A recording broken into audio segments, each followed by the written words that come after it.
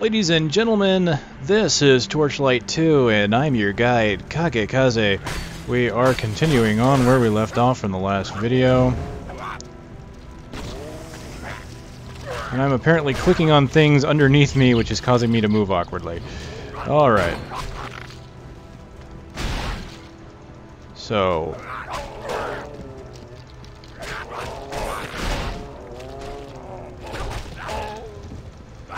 I'm kind of liking this class a little more than the others, simply because what I like about him so far is he's already got one movement-based ability, and that's the Rush, which allows him to escape combat quickly, or get into combat quickly, and also heals him for using it.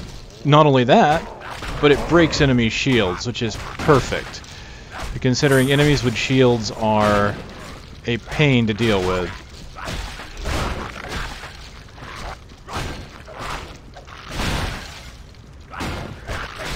Of course, I am over-geared at the moment due to equipment that I found on other characters. I am tearing through things rather quickly. I'm also on normal difficulty yet again, just because I spent 10 minutes fighting the Guardian boss on the Engineer, and only like 2 or 3 minutes fighting him on the Ember Mage. I think I'd rather spend the 2 or 3 minutes rather than the 10. As amusing as it probably was the first time on the first video, I really don't think you guys are going to be wanting to watch that over and over and over again. So, alright, we're moving on. I'm not going to worry about breaking everything here. Do I have anything good? 6 armor. Let me go ahead and get my pet to start selling some stuff I don't need. That's 3 armor, so go ahead and put that on. That's kind of neat looking. Good shoulders there. Okay, best shoulders I've found so far. That gives me health, but less armor. You know what? Since my skill is based off a percentage of health, I will wear it. Get rid of the axe, get rid of that, get rid of that.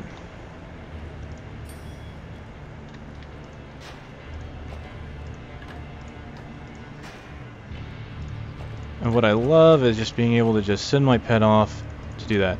Now, they used to let you do that in Diablo 3. That was the Cauldron of Jordan, allowed you to sell items on the field. Then they also had the Nephilim Cube, which allows you to disenchant items on the field. But what they found with that was it kept you from really going back into town. Now this quest seems to have enough, or this game seems to have enough quests that require me to go back to the town, that it doesn't seem to be a major issue here.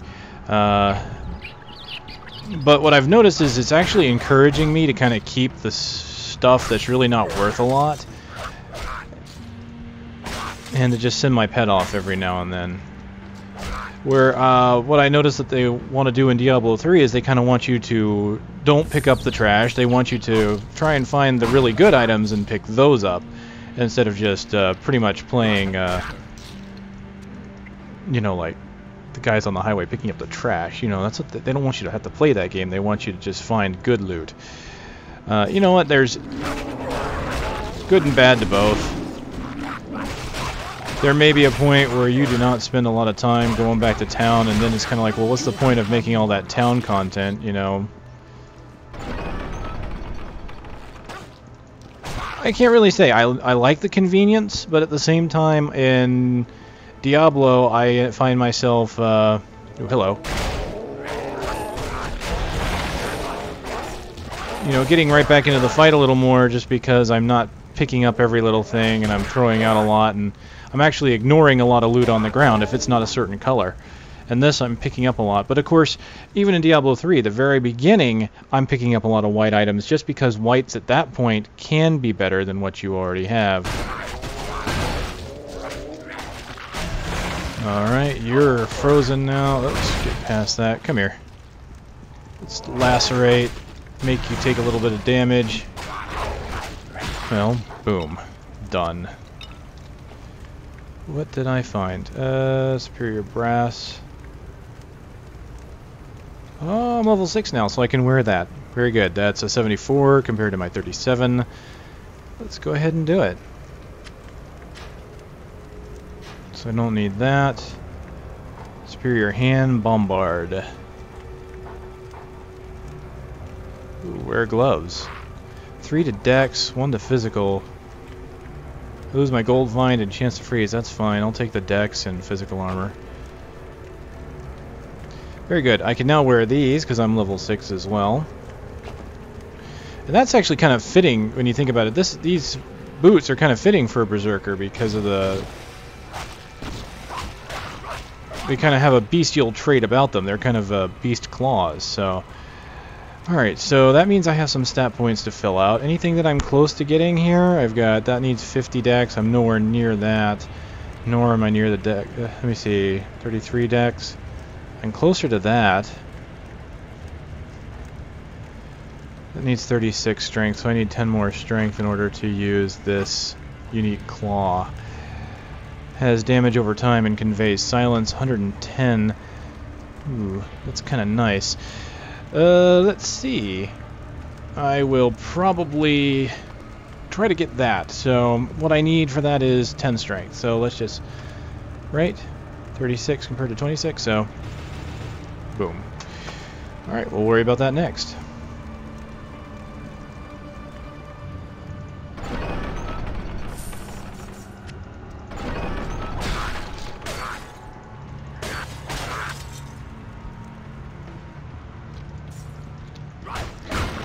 I probably think I like this. I think I like this class a little better than the other so far because it's reminiscent of my favorite class in even Diablo 3, and that would be kind of the monk. I actually found myself really liking the monk for his movement, and that's kind of why I like this guy. The ability to charge through an enemy like that. Not only that, but he has buffs, capabilities like the monk does, where I can make the enemy take additional damage. You know, so there's a lot there that mirrors that class in this one. Not saying that that was their intent, I'm just saying that those are the kind of things that I like in that class, and therefore those are the things I'm drawn to with this class. So, I can't do anything until I'm level 7. Let's hold off on putting a point in.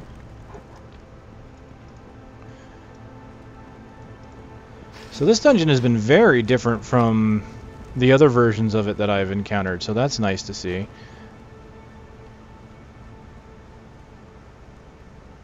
Alright, we're going to move on to the Fallen Guardian. Alright, judging from this layout, I'm going to run into the first part, the skeleton guy, right away. So let's go find out, shall we? Oh no, it's a little bit different. Same entrance, but a bit different on the actual layout, so that's good. And that first time I came in here, having to fight both that skeleton and the guardian at the same time with both of their minions, because what I've noticed about this game is bosses come with a ton of minions.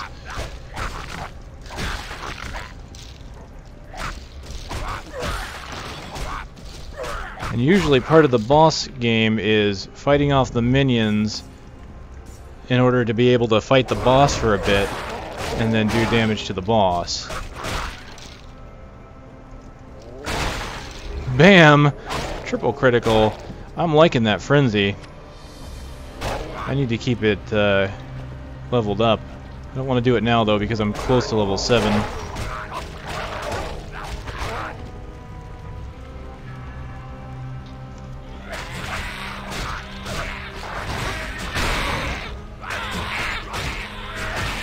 Hey there, big guy. Well, that's the Fallen Guardian already. Alright. Oops, not that. Take a little extra damage, lacerate a bit.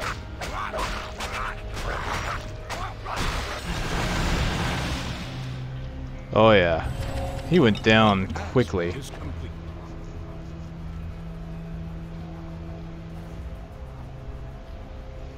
I kind of expected him to, actually, just based off the weapons I'm using. I mean, having 100 DPS items is quite nice. So that was the Guardian. Each time I've come in here, there's been a skeleton boss. I wonder if he's actually in here. Like a skeleton unique monster. Run. Boom. Using the AoE critical to my advantage. No skeleton boss this time. Oh. Never mind. He was just in the middle of that group. I just slaughtered them so fast I didn't think he was a boss.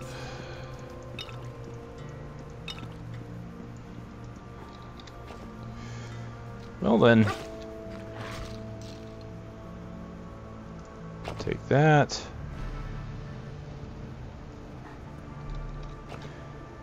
Alright, I gotta go back to town on my own anyway, so let's just go ahead and put my attribute points in so that I can go ahead and use this alternate claw that's 110. Haven't put anything in it. I'm going to go back to town, I think.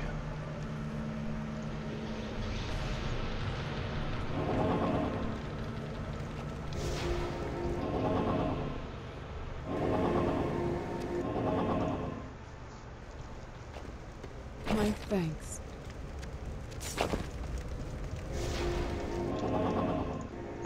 Sorry, a little bit of back and forth there. Misclicked once or twice. So I now have two different claws.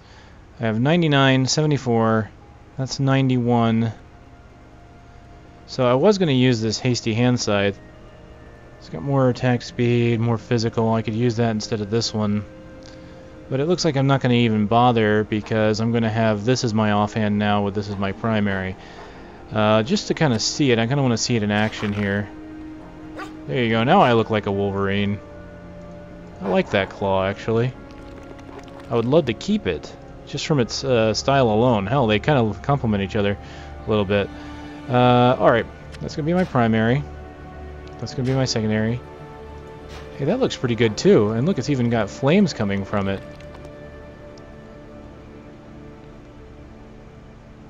Yeah, it's fire damage. I didn't notice that before. Physical and fire. Very nice. Do I have any gems to put into it that might be good? That's additional bleed, fire, ice, fire, fire. Well, there's physical damage. Let's do that. There we go.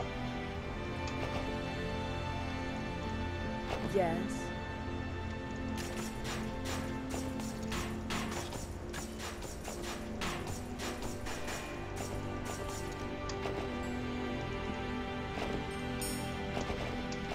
Okay, so I need for these either level 12, level 8, so I can use that next level even though I don't have the dexterity requirements or the vital right now. I kind of want to put more points in the guide to vital as I go. What do I get for armor? Physical armor. These are all resistances. I will use that on there. And this... who knows? I'll wait.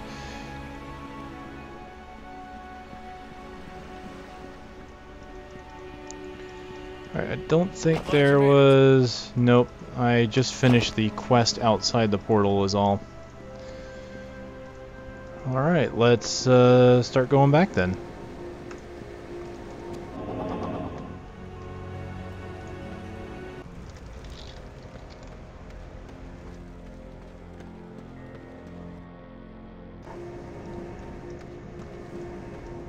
Well, this one looks a little different.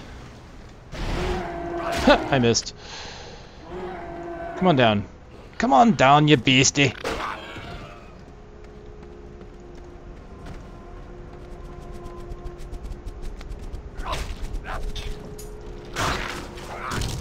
Oh, I found a golden key. Okay. Where's the golden chest? Come on down this way, come on. I'm not trying to trap you or anything.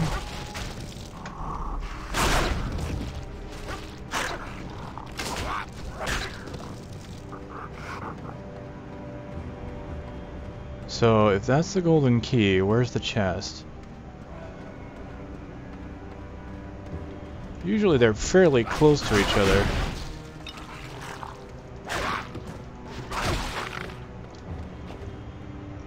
I have new abilities, right? Howl. Howl and Fury, filling nearby foes with terror. Affected foes are slow and become less able to defend themselves for several seconds. So slower movement speed, attack speed reduced, cast speed reduced. All damage taken is increased.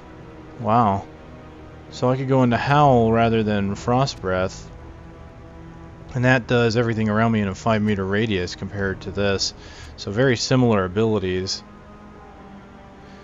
Raise, a devastating blow, inflicts heavy damage on a single target, increases damage for the next attacks on a successful hit, and generates charge on a successful kill. Interesting. Plus 5% to all damage taken. So these will probably stack, so I mean I could probably use, say, Frost Breath, Howl, and Raise, and just start stacking up the damage modifiers. What's this? You imbue your weapons with Northern Lightning, which arcs to nearby targets when you strike your foe. A maximum of 2 lightning chains can appear. Cooldown's 20 seconds. Inflicts 40% of weapon damage as electrical damage. 60% chance to cast lightning from target. This imbues my weapons, which means... Is that just a passive kind of spell I can put on myself and let my weapons do it? Doesn't say for how long.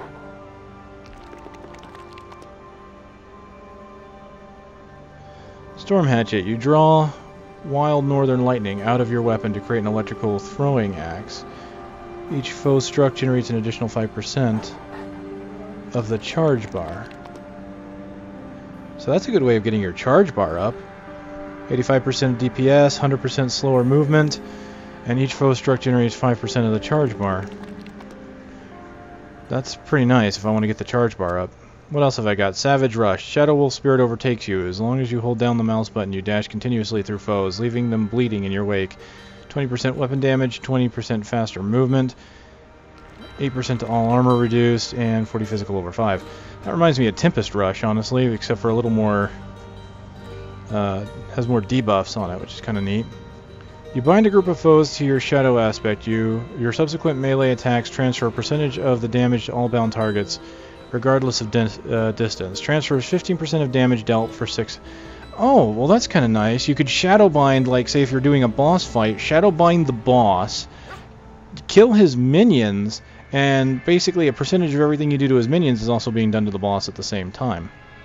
That's pretty cool. I can't really, I'm not really sure what I would like to pick here. Give me the massive single target one. And I'm going to test these two out because I don't know exactly how they work. Alright, so...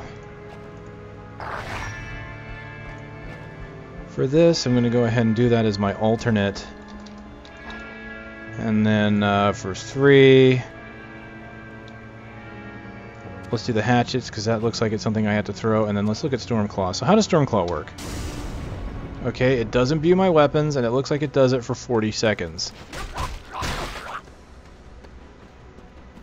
So that's very good. Am I heading to the Guardian? I am.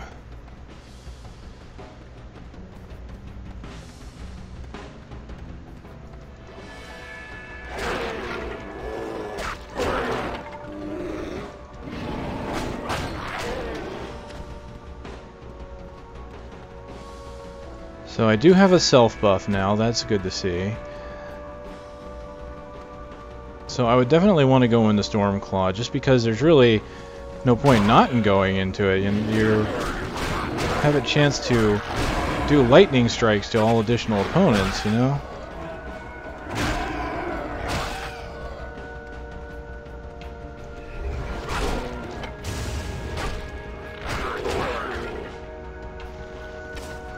%40 weapon damage is electric, 60% chance to cast lightning.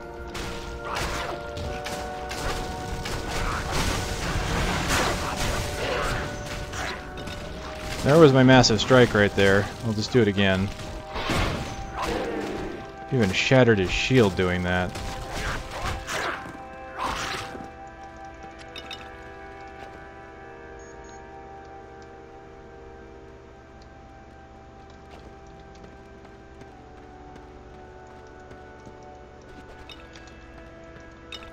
So not bad. I kind of like the raise.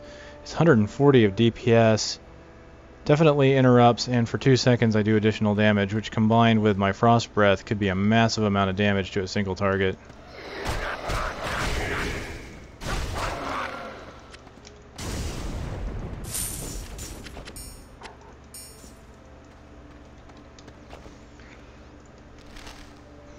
Box lock, shotgun of draining.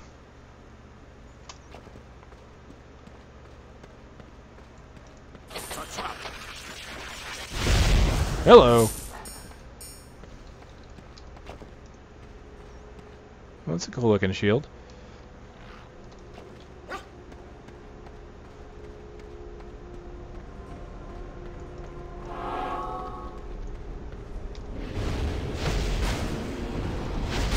Wow, look at how much that increases my fury bar.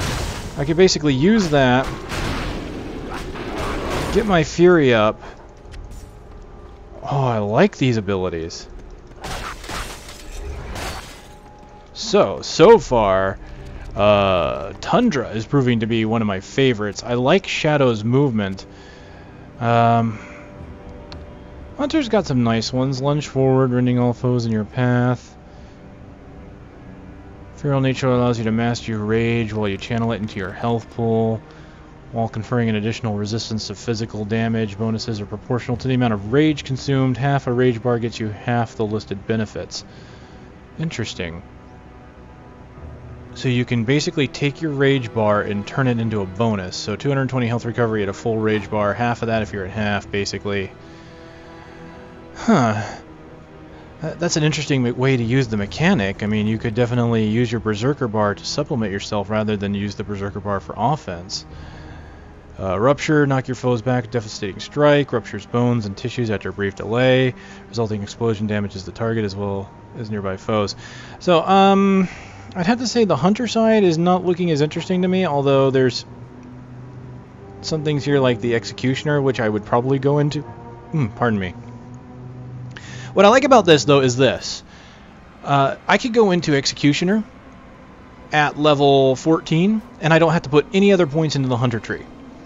The way they've done the skill trees for this game, as compared to any other game that uses a skill tree, is that the skills do not require points in previous tiers. You think about it. Diablo, WoW, Titan Quest even did this, where you had to pump skills into a tier. Titan's Quest did a little differently. You had to basically level up that tier or that specific element in order to get bonuses of that. It's hard to go into. You basically had like an ability, a set of skills, and you had to level up that set of skills before you can actually put points into the abilities in that category. It's really strange, but it worked for that game. So in this game, you don't have to do any of that.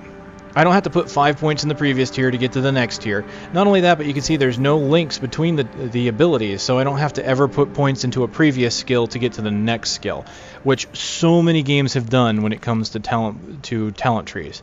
I'd have to say that if you're going to do talent trees, the way they're doing this is the right way to do it. There are still problems with the talent tree system, such as putting points into passives, which I've been doing a lot. Every point I put in just basically gives me a slight increase to a skill. It doesn't feel that rewarding to get that talent point. But the way they've done it this way is I could go all the way to the final tier. I could put no points into hunter skills and then just pump everything into the final ability. Same with Tundra and Shadow. Just pump everything into that final ability. And only care about those 3 skills if I really, really want to. But what I like is that these early abilities are good enough and have enough skills that you don't always have to do that. Because other talent tree builds in other games typically focus on the very last abilities being the best. And in this, they might just be really that good. But evidence shows me that even the very first abilities can be useful. I mean, an ability like this that makes them take more damage, or my ability here that charges through breaks shields every time. I really like it. I like these. Imbuing my weapons, so that's kind of a passive thing that I can put onto myself, imbue my own weapons. That's at least something I'm in charge of, have to keep hitting it. Not the most exciting skill in the world, but I do like it as an ability for this class. The Storm Hatchet is a great mechanic for building up the rage bar before I go into a fight, or maybe even a boss fight. You know, throw the hatchets a few times to try to get the rage built up before I move in. What else do I have? Northern Rage, unleashed an Arctic blast from deep inside you, throwing out shards of ice to knock back and freeze nearby foes. Higher levels, fissures expand outward and damage more remote enemies. So that one actually has a reason for leveling it up. At higher levels, you start to get more fissures, which is pretty cool. So some of these skills are worth leveling, some of them are not. Some of them will only be worth leveling when you can actually put some decent points into them. Intense Focus allows you to master your rage, channel it immediately into your mana pool, while conferring additional resistance to elemental damages. Bonuses are proportional to the amount of rage. So here's another thing. So Hunter has one, it's Battle Recovery. Tundra has it, it's Battle Focus. These will consume the rage bar and allow you, instead of using it for offense, to use it for defense or supplemental. So I'll get reduction to elemental damages and things like that. So it's kind of cool that they put those skills in there. So if you don't want to use the rage bar for constant crits, you have that option. Bone Cracking Cold in the north expands outward from you, slowly sapping the life of all foes within a large region. 40 ice damage over 10. That's kind of neat. Well, let's see what Shadow's got. Apparently, if they've got a recovery thing, it's hidden from me. But they've got Wolf Shade. Summon a Wolf Shade to sink its icy fangs into your enemies and heal you with their life force. Shade lasts 15 seconds, can be summoned once every 60 seconds. So it's a summon that only lasts 15 seconds, but it gives you health back. Kind of reminds me of the Shadow Fiends of Priests in Warcraft, which they give mana back instead of health. But that's kind of a cool mechanic. Wolfpack unleash a pack of spectral wolves that spread out and attack enemies in front of you. Interesting. That would be nice to look at. Honestly, I'd have to say, of all the classes so far, this is the one I'm finding the most interesting and enjoyable so far, just because I really do like the skills he gets and the mechanics that he has. I mean, that skill right there alone is reason enough for me to like this skill, or to like this class. Alright, well, I rambled a lot there in the last few moments, but definitely a lot of interesting things, at least in my opinion, to look at. So I've found, honestly, so far I've found one class that I really do like. The others are not bad, but this is the one that I seem to really be resonating with. It's kind of funny that it would be a very similar class to the one that resonated with me in Diablo 3. Alright, this is Kagekaze, going to sign out for this segment of the Berserker, and the next one will be the Wellspring Temple as I try to get to the Guardian.